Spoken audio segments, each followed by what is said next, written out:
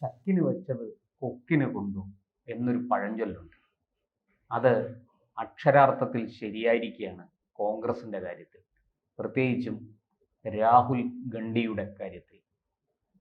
കാരണം BJPക്കെതിരെ വലിയ രീതിയിൽ വോട്ടർ പട്ടികയിലെ ക്രമക്കേട് ഈ കഴിഞ്ഞ 2024 ലോക്സഭാ തെരഞ്ഞെടുപ്പിൽ BJP 25 സീറ്റുകളിൽ ജയിച്ചത് വോട്ടർ പട്ടിക അട്ടിമറിച്ചിട്ടാണെന്നുള്ള ആരോപണവുമായി കഴിഞ്ഞ ദിവസം രംഗത്ത് വന്നത് രാഹുൽ ഗണ്ഡിയാണ്. ആ രാഹുൽ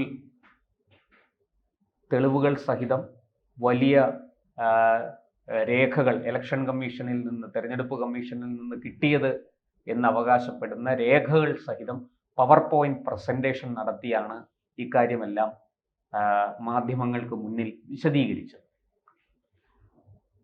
മാധ്യമങ്ങൾ ഈ വാർത്തകൾ റിപ്പോർട്ട് ചെയ്തപ്പോൾ തൊട്ട് അതിനെ അനുകൂലിച്ചും പ്രതികൂലിച്ചും നിരവധി ചർച്ചകൾ നടന്നു, നിരവധി വിവരങ്ങൾ അത് സംബന്ധിച്ച് പുറത്തു വന്നു. എന്തായാലും ഞാൻ അതിൻ്റെ ശരിതെറ്റുകളിലേക്ക് കടക്കുന്നില്ല. പക്ഷേ ഇപ്പോൾ ഏറ്റവും ഒടുവിൽ പുറത്തു വന്ന വാർത്ത ഞെട്ടിക്കുന്നതാണ്. അതായത് രാഹുലിൻ്റെ അമ്മ സോണിയയ്ക്ക്, നമ്മുടെ പ്രിയങ്കരനായ പ്രധാനമന്ത്രിയായിരുന്ന രാജീവ് ഗാന്ധിയുടെ ഭാര്യ സോണിയയ്ക്ക് ഇന്ത്യയിൽ പൗരത്വം കിട്ടുന്നത് 1983 എന്നാൽ 1980 ഒരു തിരഞ്ഞെടുപ്പിൽ അവർ വോട്ട് ചെയ്തതായിട്ട് BJP നേതാവ് അനുരാഗ് ഠാക്കൂർ പത്രസമ്മേളനം നടത്തി വിവരങ്ങൾ പുറത്തുവിട്ടു. അതായത് പൗരത്വം കിട്ടുന്നതിനും 3 വർഷം മുമ്പേ ഇറ്റാലിയൻ പൗരത്വമുള്ള, ഇന്ത്യൻ പൗരത്വമില്ലാത്ത സോണിയ 1980 വോട്ട് ചെയ്തു, ഒരു തെരഞ്ഞെടുപ്പിൽ വോട്ട് ചെയ്തു എന്നാണ്. അതിനെ സംബന്ധിച്ച് അതിൻ്റെ സാങ്കേതികമായ വശങ്ങളിലേക്ക് ഞാൻ പോകുന്നില്ല. പക്ഷേ അതിനോടൊപ്പം തന്നെ അനുരാഗ് ഠാക്കൂർ മറ്റു ചില വിവരങ്ങളും കൂടെ പങ്കുവെക്കും. അതായത് വയനാട് ലോക്സഭാ മണ്ഡലത്തിലെ ഉപതെരഞ്ഞെടുപ്പ്, ആ ഉപതെരഞ്ഞെടുപ്പിൽ മത്സരിച്ചത് പ്രിയങ്ക വാദ്ര. ആ പ്രിയങ്ക വാദ്രയ്ക്കും ഈ പറഞ്ഞതുപോലെ കള്ളവോട്ടുകൾ ലഭിച്ചു, കള്ളവോട്ട് ചെയ്തു, വയനാട് കള്ളവോട്ട് ചെയ്തു എന്നൊക്കെയാണ് അനുരാഗ് ഠാക്കൂർ പറയുന്നത്. അവിടെ പലരും വോട്ട് ഇരട്ടിച്ച വോട്ടുകളുണ്ട്. അതുപോലെ മറ്റു മണ്ഡലങ്ങളിൽ നിന്ന് അവിടേക്ക് വന്ന് അവിടെ വോട്ടർ പട്ടികയിൽ കടന്നുകൂടി അവിടെ വോട്ട് ചെയ്തു എന്നും ഒക്കെ അദ്ദേഹം പറയുന്നു. അവിടെ നിൽക്കട്ടെ. കോൺഗ്രസിനെ സംബന്ധിച്ച്, രാഹുലിനെ സംബന്ധിച്ച് അവർ ഈ കൊണ്ടുവന്ന ആക്ഷേപം, ഈ തെരഞ്ഞെടുപ്പുമായി ബന്ധപ്പെട്ട് ഇതുവരെ അവർ കൊണ്ടുവന്ന ആരോപണങ്ങളെല്ലാം ഒന്നൊന്നൊന്നായി പൊളിഞ്ഞു പോകുന്ന കാഴ്ചയാണ് നമ്മൾ കണ്ടത്. നേരത്തെ ഈ രാഹുലിൻ്റെ അച്ഛൻ രാജീവ് ഒരു തെരഞ്ഞെടുപ്പിൽ തോറ്റപ്പോൾ അദ്ദേഹം അന്ന് ആവശ്യപ്പെട്ടത് ഈ ബാലറ്റ് പേപ്പർ കൃത്രിമം നടക്കുന്നു, അതുകൊണ്ട് ബാലറ്റ് പേപ്പർ ഒഴിവാക്കി ഇലക്ട്രോണിക് വോട്ടിംഗ് മെഷീൻ ഏർപ്പെടുത്തണം എന്നായിരുന്നു അദ്ദേഹം അന്ന് ആവശ്യപ്പെട്ടത്. നമുക്കറിയാം, രാജീവ് ഗാന്ധി സാങ്കേതിക വിദ്യയിൽ നല്ല അവഗാഹമുള്ള ആളാണ്. അദ്ദേഹത്തിന് നമ്മുടെ രാജ്യത്തെ ഈ കമ്പ്യൂട്ടർ സംബന്ധമായ ഈ ഒരു മുന്നേറ്റത്തിന് അടിത്തറയിട്ടത് രാജീവ് ഗാന്ധിയാണ്. അദ്ദേഹത്തിൻ്റെ കാലത്താണ് ഈ കമ്പ്യൂട്ടർ സംബന്ധമായ പഠനങ്ങൾക്കും അത് സംബന്ധമായ ഗവേഷണങ്ങൾക്കുമൊക്കെ നമ്മുടെ രാജ്യം വലിയ തോതിൽ അതിന് സജ്ജമായത് അദ്ദേഹത്തിൻ്റെ കാലത്താണ്. അന്നു തൊട്ട് ക്രമാനുഗതമായ വളർച്ച നമുക്ക് ആ കാര്യത്തിലുണ്ട്.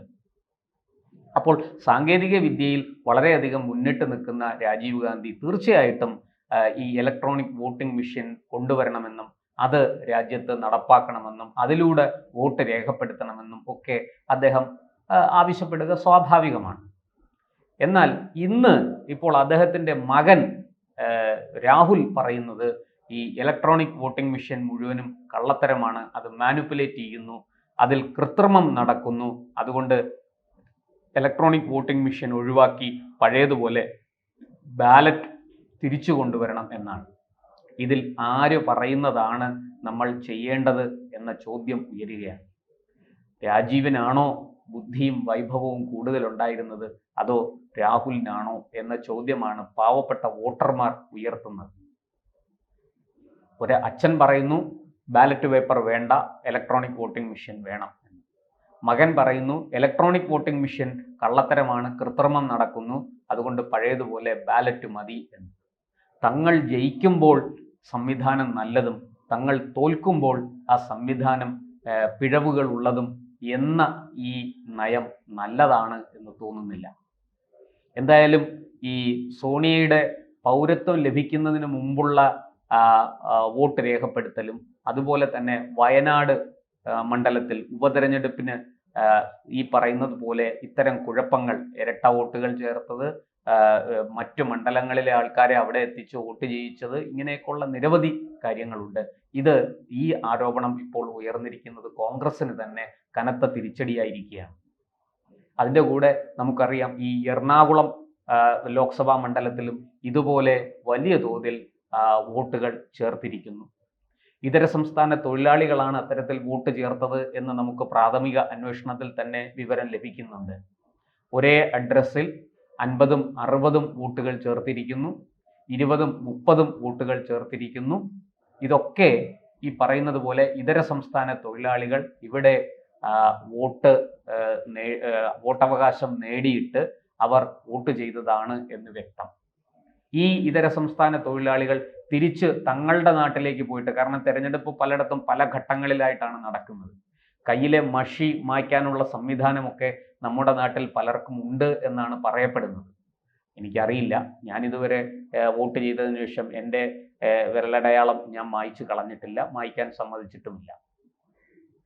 അങ്ങനെ ഈ നമ്മുടെ നാട്ടിൽ ഈ വോട്ട് ചെയ്തതിന് ശേഷം ഇവരൊക്കെ വിരലടയാളം മായ്ച്ചിട്ട് തങ്ങളുടെ നാട്ടിൽ പോയി അവിടെയും വോട്ട് ചെയ്തു എന്ന ഒരു ആക്ഷേപവും ഇപ്പോൾ ഉയർന്നിട്ടുണ്ട്. അന്ന് ഉയർന്നു കേട്ട ഒരു കാര്യം, ഏതാണ്ട് 1000 ബസ്സുകൾ വാടകയ്ക്കെടുത്തു എന്നാണ്. ഇവിടെ നിന്ന് ബംഗാളിലേക്കും മറ്റും 1000 ബസ്സുകൾ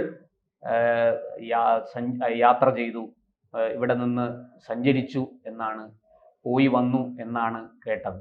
ഇതര സംസ്ഥാന തൊഴിലാളികളെ കൊണ്ടുവരാനും തിരിച്ചു കൊണ്ടുപോകാനും ഒക്കെ ആയിട്ട് ഏർപ്പെടുത്തിയതാണ് അത് എന്നും പറയപ്പെടുന്നുണ്ട്. എന്തായാലും അതൊക്കെ ആധികാരികമായിട്ട് അന്വേഷിച്ച് തെളിവ് സഹിതം പുറത്തു വരേണ്ട കാര്യങ്ങളാണ്. ഇവിടെ ഇപ്പോൾ ഈ സാധാരണക്കാരുടെ കാര്യത്തിൽ ഉയർന്നിരിക്കുന്ന ഈ വിഷയം, അതായത് ഇരട്ട വോട്ടുകൾ, അതുപോലെ തന്നെ മണ്ഡലം മാറി വോട്ട് ചെയ്യൽ, ഇങ്ങനെയൊക്കെയുള്ള ഒരേ അഡ്രസ്സിൽ 50ഉം 60ഉം വോട്ടുകൾ ചേർത്തിരിക്കുന്നത്, ഇതൊക്കെ അന്വേഷിക്കേണ്ടതാണ്, അതിനൊക്കെ പ്രാധാന്യമുണ്ട്. പക്ഷേ അതിലുമൊക്കെ അപ്പുറത്താണ് ഈ കോൺഗ്രസിൻ്റെ ഒരു കാലത്ത് അധ്യക്ഷയായിരുന്ന, ഇപ്പോൾ രാജ്യസഭ MP ആയിരിക്കുന്ന സോണിയ.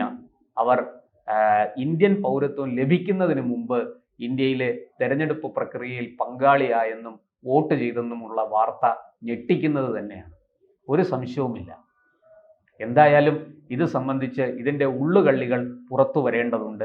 ഇത് സംബന്ധിച്ച് വിശദമായ ഒരു അന്വേഷണത്തിന്, അത് എൻ്റെ അഭിപ്രായത്തിൽ സുപ്രീം കോടതിയുടെ തന്നെ മേൽനോട്ടത്തിൽ ഒരു SIT സ്പെഷ്യൽ ഇൻവെസ്റ്റിഗേഷൻ ടീം രൂപീകരിച്ച് അന്വേഷിക്കട്ടെ.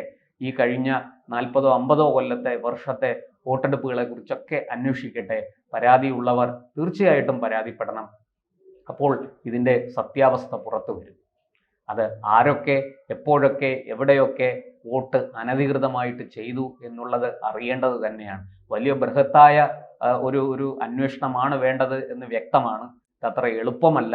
പറഞ്ഞതുപോലെ ഇതിൻ്റെ യാഥാർത്ഥ്യം അറിയാൻ സാധാരണക്കാരായ പൗരന്മാർക്ക് വലിയ ആഗ്രഹമുണ്ട്. ആര് ചെയ്താലും തെറ്റ് തന്നെയാണ്. അതുകൊണ്ട് ഇതിനെ സംബന്ധിച്ച കൂടുതൽ യാഥാർത്ഥ്യങ്ങൾ പുറത്തു വരേണ്ടതുണ്ട്. അതിന് അന്വേഷണം അനിവാര്യമാണ് എന്ന് നമുക്ക് ഈ അവസരത്തിൽ പറയാം.